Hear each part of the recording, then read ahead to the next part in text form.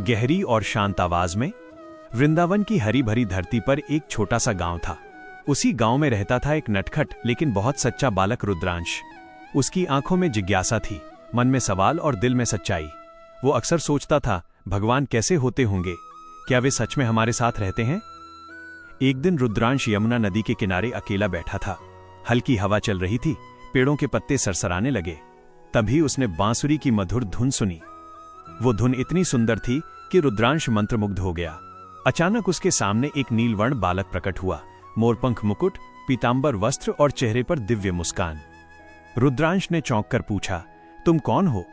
बालक ने मुस्कुराते हुए कहा, मैं तुम्हारा मित्र हूं, मुझे कृष्ण कहते हैं। रुद्रांश की आंखें चमक उठीं।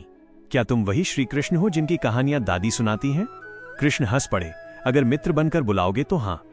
उस दिन से रुद्रांश और श्री कृष्ण की गहरी मित्रता हो गई। वे साथ गायें चराते, यमुना किनारे कंकर फेंकते और बांसुरी की धुन पर नाचते। कृष्ण रुद्रांश को जीवन के छोटे छोटे रहस्य सिखाते। एक दिन रुद्रांश उदास था।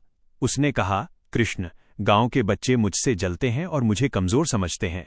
कृष्ण ने उसके कंधे पर हाथ रखा और बोले, रुद्रांश, सच्ची ताकत बाहुबल में नहीं, धैर्य और करुणा में होती है। जो दूसरों का भला सोचता है वही सबसे शक्तिशाली होता है। कुछ दिनों बाद गांव में भयंकर सूखा पड़ गया। लोग घबरा गए। रुद्रांश डर गया और कृष्ण से बोला, अब क्या होगा? कृष्ण मुस्कुराए, जब मित्र साथ हो तो डर कैसा?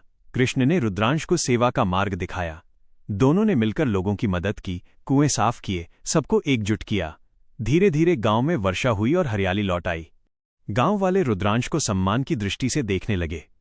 रुद्रांश ने कृष्ण से कहा, ये सब तुम्हारी वजह से हुआ।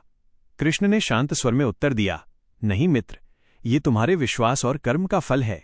मैं तो बस तुम्हारे साथ था।